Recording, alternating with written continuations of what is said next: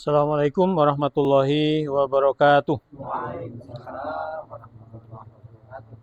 Innal hamdalillah nahmaduhu wa nasta'inuhu wa nastaghfiruh wa na'udzu billahi min syururi anfusina wa min sayyiati a'malina may yahdihillahu fala mudhillalah wa may yudlil falan tajida lahu waliyyan mursyida.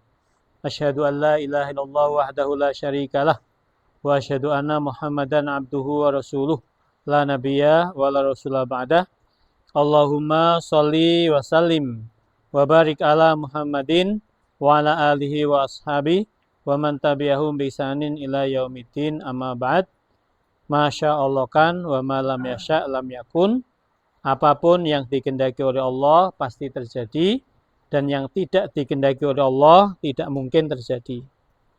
Bapak, saudaraku, jamaah pengajian malam Rabu yang dirahmati Allah, insya Allah. Alhamdulillah, pada malam hari ini Allah masih memperkenankan kita, memberi taufik kepada kita ya, untuk hadir di majlis taklim ini, walaupun kondisi hujan, ya, dingin, yang paling enak ya selimutan, ya. Tapi dengan karunia Allah, ya, dengan rahmat Allah, Allah masih memberikan kemudahan kepada kita untuk menghadiri majlis taklim ini, yang insya Allah majlis taklim yang di dalamnya dibacakan ayat-ayat Al-Quran, dikaji ilmu-ilmu agama, insya Allah akan dinaungi oleh malaikat, ya, dan malaikat akan mendoakan orang-orang yang ada di dalamnya dengan doa-doa semoga orang yang ada di dalam majlis taklim atau di tempat-tempat yang di dalamnya dibacakan ayat-ayat Allah akan mendapat sakinah, ketenangan, didoakan mendapat rahmat, dan didoakan pula supaya diampuni oleh Allah Subhanahu wa taala. Mudah-mudahan doa malaikat yang disabdakan oleh Rasul, yang memang ada malaikat-malaikat khusus yang ditugaskan untuk menaungi, ya, menaungi orang-orang yang menuntut ilmu, mudah-mudahan kita berhak mendapatkannya. Amin. Salat dan salam tak lupa kita aturkan pada junjungan kita Nabiullah Muhammad sallallahu alaihi wasallam, kepada keluarganya, sahabatnya, dan umat yang setia menghidupkan sunnah-sunnahnya. Dan kita berharap semoga kita beserta keluarga besar kita kelak mendapat syafaat beliau di yaumil akhir. Ya, amin. Selanjutnya, seperti yang sering disampaikan oleh Mubalek, saya juga sering menyampaikan kaitannya dengan kondisi kehidupan kita, ya, bahwa tidak ada satu manusia pun yang lepas dari salah dan dosa. Tidak ada satu manusia pun yang lepas dari khilaf, ya. Bahkan di tengah-tengah ibadah kita pun terkadang, atau kalau tidak bisa saya katakan seringkali, ya, melakukan hal-hal yang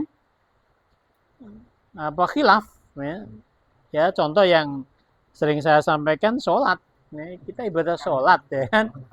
Sholat adalah ibadah yang paling baik, ya, yang dilakukan oleh seorang hamba, ya, dalam rangka beribadah kepada Allah, karena memang sholat itu adalah amal yang kelak nanti akan dihisab oleh Allah.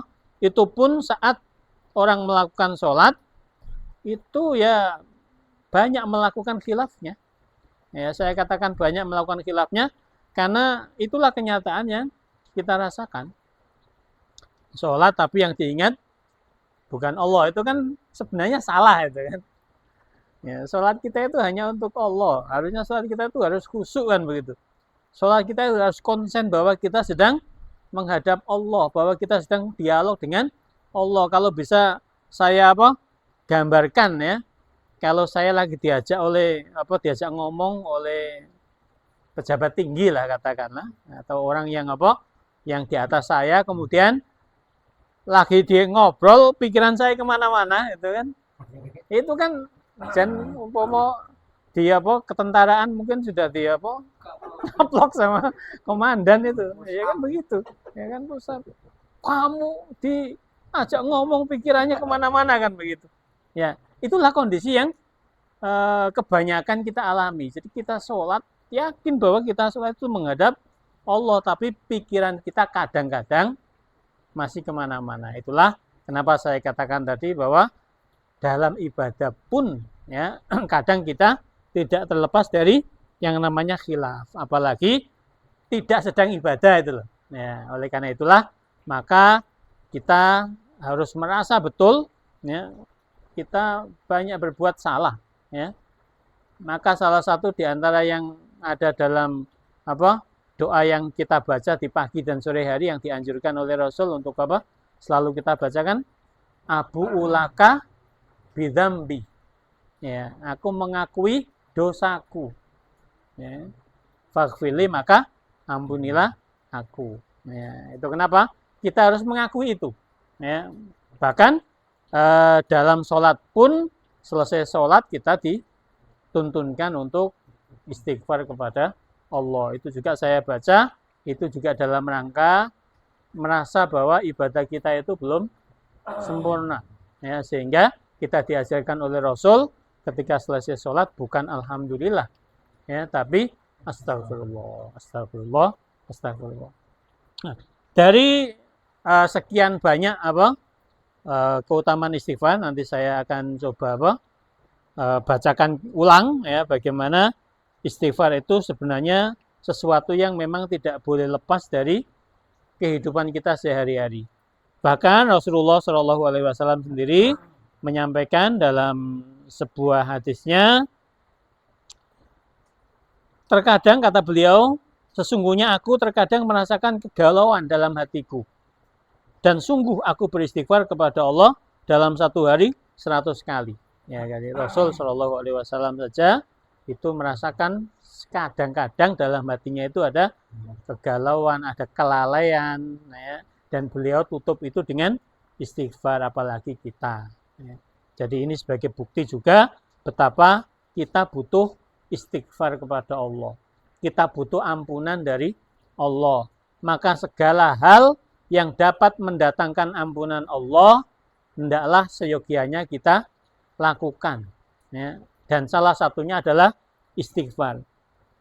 Kemudian dalam riwayat Abu Daud, ya, dalam sunannya, Abdullah bin Umar pernah berkata, sungguh kami pernah menghitung bahwa Rasulullah Shallallahu Alaihi Wasallam 100 kali dalam satu majelis, ya, itu pernah dihitung oleh sahabat dalam satu majelis itu beliau istighfar 100 kali dengan mengucapkan Rabbighfirli wa tub alayya innaka antat tawwabur rahim. Ya, dalam satu majelis loh ini. Ya, dalam satu ini 100 kali, ya.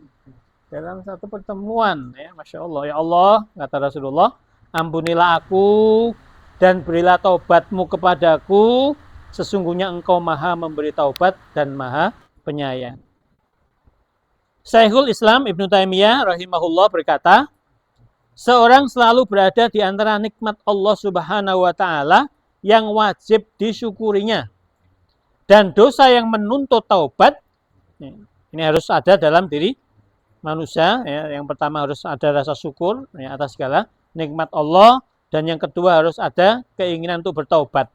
Dalam kedua perkara inilah seorang hamba menjalani hidupnya setiap hari. Ya, jadi yang pertama, ya, mesti kita harus merasa bahwa nikmat Allah senantiasa dilimpahkan kepada kita, ya, sehingga tidak selayaknya atau tidak sepantasnya, tidak sepatutnya seorang muslim itu berkeluh kesah, ya, karena merasakan bahwa nikmat Allah senantiasa dicurahkan kepada orang ini, ya, kepada orang muslim ini. Ya, saya ingat yang disampaikan Ustadz Abdul Muin, dan memang saya membaca sendiri di di Google itu, ya, kaitannya dengan kisah seorang kakek yang sudah berumur 78 tahun, ya.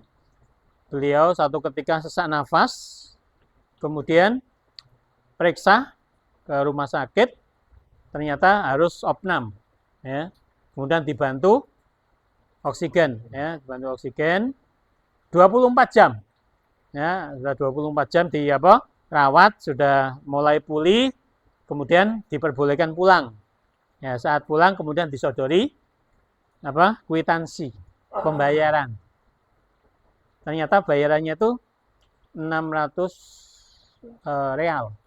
Ya, 600 real. Kalau 1 real itu 4.000, berarti 2.400.000. Ya. Terus nangis kan? Memang betul. Dalam kisahnya tuh orang tua ini nangis. Ya. Begitu nangis kan dokternya tanya, wahai kakek, ya jangan menangis apa? Karena kami menagih bayaran ini. Kakeknya bilang, sesungguhnya saya tidak menangis karena tagihan ini. Insya Allah saya bisa bayar. Saya menangis adalah karena 1 hari saja untuk membeli oksigen 600 real. Padahal saya hidup sudah 78 tahun tidak pernah bayar. Betapa besar hutang saya kepada Allah. Ya, jadi ini satu bukti bahwa nikmat Allah itu luar biasa. Dan kita itu orang kaya sebenarnya itu. Nah sehari nafas tok 2.400.000, ya kan? Nggak usah bayar kita. Ya, itulah apa salah satu bentuk nikmat Allah yang memang tidak boleh menjadikan orang mukmin itu seolah-olah tidak ada nikmat atau seolah-olah penuh dengan apa? Ujian. Tidak. Insya Allah nikmat Allah masih lebih besar kalau mau berpikir, kalau mau menyadari. Cuman kan sayangnya kalau nikmat itu kadang tidak diingat, gitu kan? Yang diingat itu ketika diuji, ya, kena musibah. Nikmat sehat yang sekian lama itu kan nggak ingat. Ya. Begitu dikasih apa? Sakit baru terasa sekali. Oh, saya diuji sakit ini. Padahal sudah sekian apa? 10 tahun ya, diberi kesehatan, tidak merasa bahwa itu sebuah nikmat. Bahwa begitu dikasih sakit, merasa bahwa ini adalah ujian. Nah, itulah yang kebanyakan manusia. Makanya Allah menyatakan dalam Al-Quran, wa qalilam min ibadiyas syakur. Sedikit sekali hambaku yang mau bersyukur. Semoga kita semua yang hadir di sini termasuk orang yang sedikit itu, ya, orang-orang yang senantiasa mensyukuri segala nikmat Allah, baik apa yang sadar betul-betul kita rasakan itu nikmat maupun yang kita tidak sadari. Yang kita tidak sadari ya tadi itu kita bernafas setiap apa saat tanpa ada gangguan, itu kan kadang tidak kita sadari. Kalau yang disadari biasanya dapat rezeki banyak, itu kan. Oh, begitu tiba-tiba ada yang apa? Ngasih sesuatu, alhamdulillah ini rezeki ya. Padahal sekali lagi betapa banyak dan besar rezeki Allah yang sudah dilimpahkan kepada kita. Ya, kemudian kita lanjutkan. Allah Subhanahu wa taala telah memerintahkan hamba-hambanya yang beriman untuk beristighfar. Jadi, kita istighfar itu sebenarnya dalam rangka ibadah kepada Allah.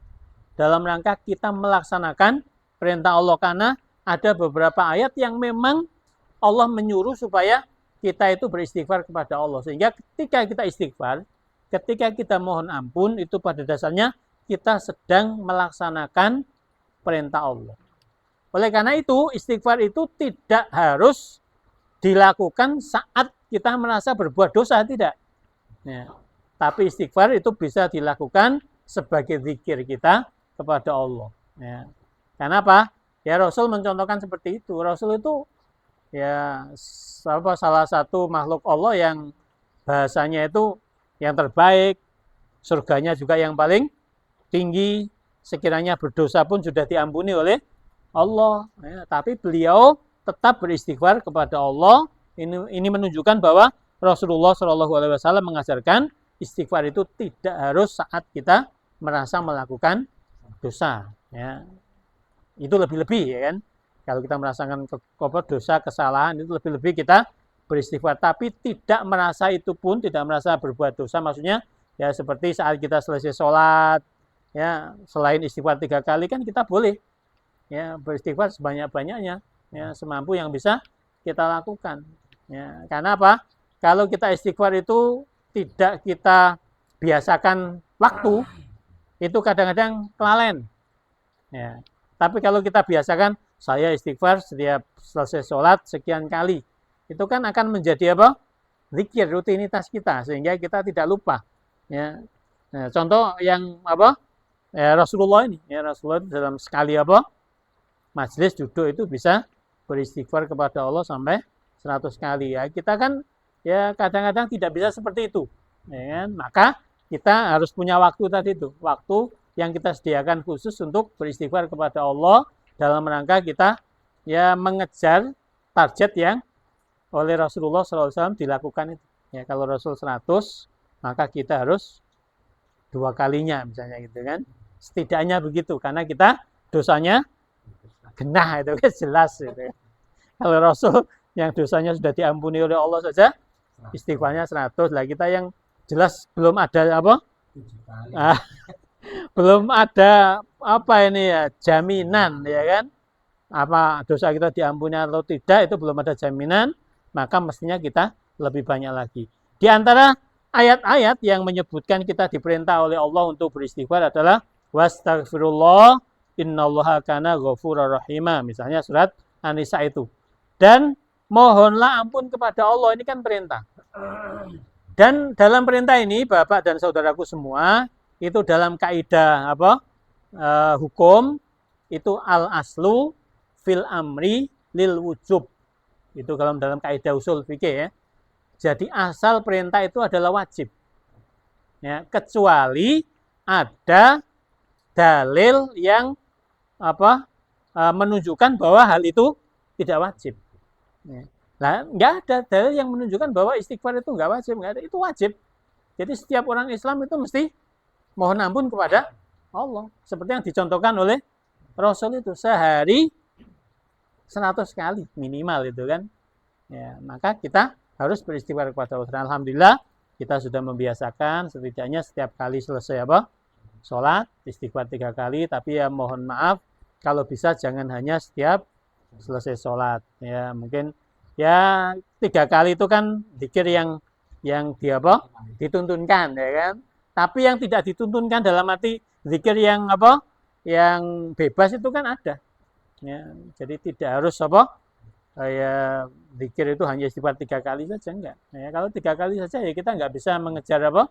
Apa yang biasa dilakukan oleh Rasulullah itu. Ya. Oke, kemudian yang lain lagi misalnya surat Muhammad ayat 19, Allahnya apa berfirman, fa'lam annahu la ilaha illallah wastaghfir li dzambik walil mu'minin wal mu'minat wallahu ya'lamu mutaqallabakum wa maswaakum. Maka ketahuilah bahwa sesungguhnya tidak ada Tuhan yang hak melainkan Allah, dan mohonlah ampunan bagi dosamu dan bagi dosa-dosa orang mukmin laki-laki dan mukmin perempuan, dan Allah mengetahui tempat kamu berusaha dan tempat kamu tinggal. Jadi ayat ini memerintahkan kepada kita ya, setelah kita meyakini bahwa tidak ada ilah Tuhan yang berhak disembah kecuali Allah, kemudian kita diperintah untuk mohon ampun.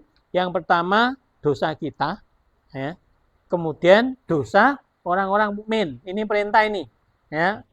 Oleh karena itulah kita bersyukur kepada Allah dijadikan sebagai seorang muslim, karena ayat ini itu sudah pasti dilakukan oleh Rasulullah SAW. Kalau perintahnya itu mintalah ampun bagi dosamu dan bagi dosa orang-orang mukmin, baik laki-laki maupun perempuan, itu sudah pasti Rasulullah sudah kerjakan perintah itu. Artinya apa? Bahwa Rasulullah juga sudah memohonkan ampunan untuk orang-orang mukmin setelahnya.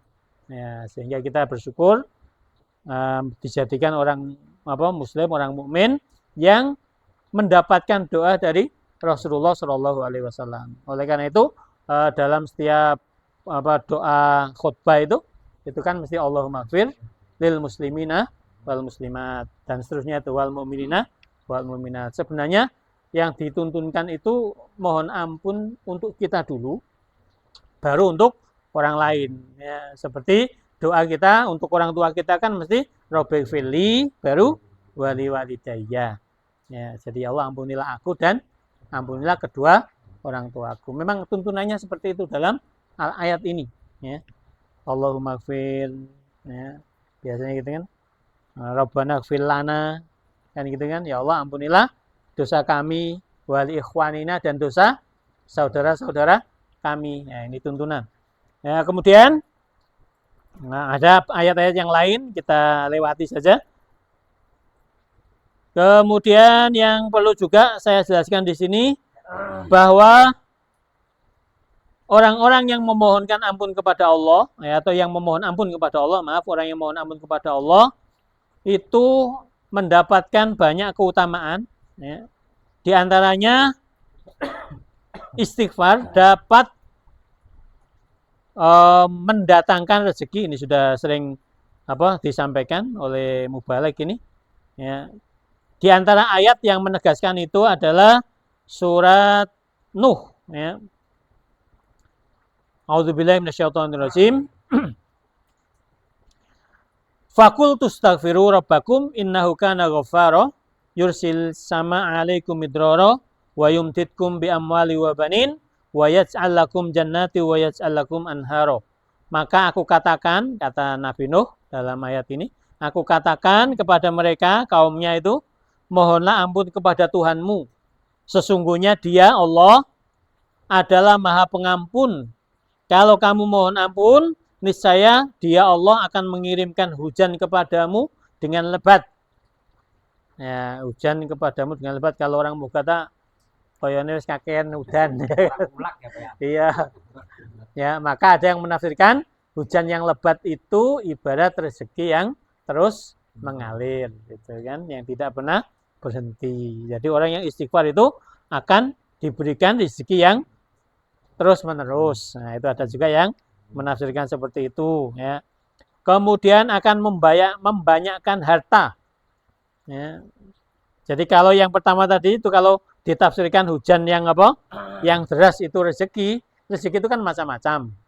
Ya, bisa kesehatan, bisa macam-macam lah, kebahagiaan. Tapi kalau ini kan harta. Nah, ya. Jadi selain rezeki harta, juga Allah akan memberikan rezeki-rezeki yang lain, ya, yang terus mengalir. Kemudian Allah akan membanyakan anak-anak. Ya, anaknya wis akeh. Ya, sing ngono istighfare mandek ya enggak, ya. Ini yang dimaksud tentu ya kita kan tahu lah masing-masing yang kita butuhkan. Kalau anaknya wis akeh, ya mungkin jaluke anaknya supaya jadi anak yang soleh, ya kan, jadi anak yang berbakti. Maka itulah yang yang ada dalam benak kita ketika kita mohon ampun kepada Allah. Ya. Kemudian dan mengadakan untukmu kebun-kebun. Ya, diberi kebun-kebun, tentu yang dimaksud ya kebun yang menghasilkan, yang menyenangkan, dan mengadakan pula di dalamnya untukmu sungai-sungai. Ini janji Allah kepada orang yang mau istighfar kepada Allah, sehingga dalam ayat ini ada peristiwa yang seringkali disampaikan oleh para mubalik, kisah tentang Hasan Al-Basri itu, ya. Ketika ada yang datang minta nasihat karena kurang rezekinya seret, gitu kan, karena rezekinya seret, karena tidak punya anak, semuanya dijawab, mohon ampunlah kamu kepada Allah. Mohon ampunlah kamu kepada Allah. Sehingga muridnya ada yang bertanya, ya Syekh, orang yang datang kepada Syekh kan bermacam-macam masalah.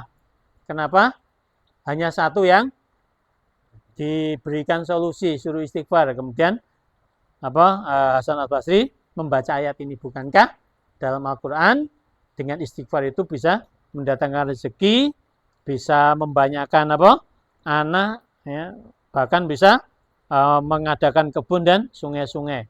Kemudian istighfar adalah sebab tertolaknya bencana. Ini juga Masya Allah, ya. Jadi dengan istighfar itu bisa menjadi sebab tertolaknya bencana, sebagaimana firman Allah dalam surat Al-Anfal. Wa ma kana Allahu liyu'adzibahum wa anta fihim wa ma kana Allahu mu'adzibahum wa hum yastaghfirun. Dan Allah sekali-kali tidak akan mengazab mereka, ya, sedang kamu berada di antara mereka.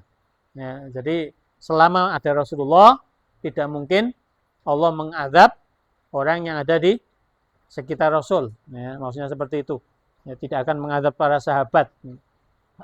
Dan tidak pula Allah akan mengazab mereka sedang mereka meminta ampun. Nah ini kalimat yang terakhir inilah yang dijadikan sebagai alasan atau sebagai dalil bahwa istighfar itu bisa menghindarkan bencana. Ya, makanya mohon maaf ketika kita ada hal-hal yang tidak mengenakkan, kita kan dianjurkan untuk istighfar. Astagfirullah. Ketika mau jatuh, astagfirullah. Ketika ada sesuatu yang tidak mengenakkan, istighfar gitu. Ya. Karena istighfar itu memang dalam ayat ini bisa menolak bencana. Ya. Dan insya Allah pernah teman-teman merasakan lah. Ya, jadi begitu mau ada sesuatu yang tidak enak, astagfirullah itu nggak jadi. Ya. Karena saya sendiri juga mengalami itu. Astagfirullah itu nggak jadi. Ya. Nah, kalau toh jadi itu tidak sampai ya bahaya nemen lah itu kan, tidak sampai bahaya nemen. Ya. Insya Allah begitu. Ya. Ya takdir tetap misalnya, takdir tetap jatuh misalnya, tapi jatuhnya tidak sampai bahaya, ya, tidak sampai membahayakan. Ya, insya Allah seperti itu. Ya, intinya bahwa istighfar itu kita yakini bisa menolak bencana berdasarkan ayat Al-Quran surat Al-Anfal ayat 33. Kemudian istighfar juga menjadi sebab turunnya rahmat Allah. Sebagaimana firman Allah dalam surat An-Naml ayat 46. Qala ya qaumi lima tasta'jiluna bisyai'at qablal hasanah laula tastaghfirunallaha la'allakum turhamun. Hai kaumku, mengapa kamu minta disegerakan keburukan atau siksa sebelum kamu minta kebaikan?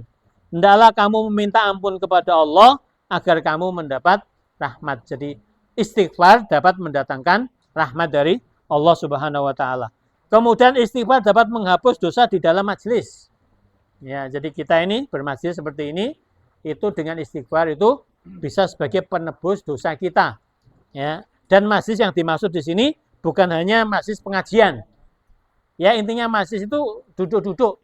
Ya, tempat untuk duduk-duduk santai misalnya itu dianjurkan oleh Rasulullah Shallallahu Alaihi Wasallam ya untuk membaca doa kafaratul majlis, ya doa penghapus dosa di dalam majlis. Karena Rasul bersabda, barang siapa yang berada pada sebuah majlis yang terjadi padanya keributan. Nah kalau majlis ilmu kan sedikit lah yang terjadi keributan ya kan, ya nggak ada yang ribut bahkan. Nah ini berarti majlis yang lain, ya mungkin kongko-kongko lagi duduk-duduk kemudian debat segala macam ya kan. Tuh, itu yang lebih itu yang lebih sebenarnya memang yang lebih pantas untuk membaca istighfar itu. Ya, jadi doa kafaratul majlis itu ya bukan majlis ilmu sebenarnya, tapi ya ini sudah menjadi trademark kita gitu kan. Jadi itu sekali lagi, barang siapa yang berada pada sebuah majelis yang terjadi padanya keributan atau pertentangan atau guyon senda guyon yang nggak jelas gitu kan, lalu sebelum dirinya bangkit dari majelis itu, lalu membaca subhanakallahumma wa bihamdik asyhadu alla ilaha illa anta astaghfiruka wa atubu ilaik, maka niscaya Allah akan mengampuni dosa yang terjadi di majelis itu.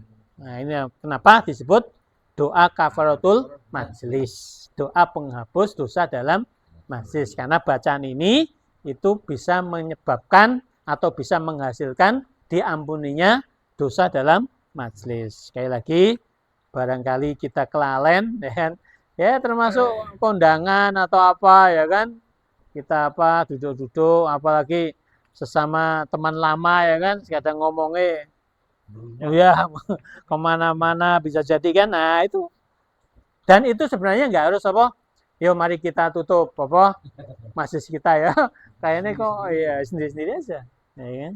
Kecuali ternyata nggak ada yang ingat nih, ya bolehlah Mas Baim mengingatkan Sebelum kita pisah yuk, kita baca apa? Doa majlis. Nah, misalnya gitu kan. Nah, ini diantaranya. Nah, rada paham, dipimpin. Ini ya, insya Allah kan itu sudah menjadi apa kebiasaan. Ini beberapa keutamaan istighfar. Intinya begini Bapak dan saudaraku semua yang dirahmati oleh Allah, bahwa istighfar itu kebutuhan kita. Ya. Jadi kita mohon ampun kepada Allah, itu bukan manfaatnya kembali kepada Allah, itu bukan. Tapi itu kembali kepada kita. Bahkan Allah memberi lebih. Bukan hanya sekedar ampunan, tapi ada rezeki, ada penolak bala, ada macam-macam tadi itu. Ya. Dan semua ini berdasarkan ayat maupun hadis-hadis yang sahih. Oleh karena itu, mari kita betul-betul saat kita ingat, ya, saat kita sempat, jangan lupa kita selipkan istighfar kepada Allah. Karena sekali lagi, istighfar tidak harus menunggu kita merasa berbuat dosa, tapi istighfar juga bisa kita jadikan sebagai zikir. Dan yang tidak kalah pentingnya adalah saat kita istighfar, kita pahami maknanya. Jadi bukan hanya sekedar membaca istighfar, tapi memang kita betul-betul mohon ampun kepada Allah. Ini aja, mudah-mudahan bermanfaat. Kurang lebihnya mohon maaf. Akhirul kalam. Wassalamualaikum warahmatullahi wabarakatuh.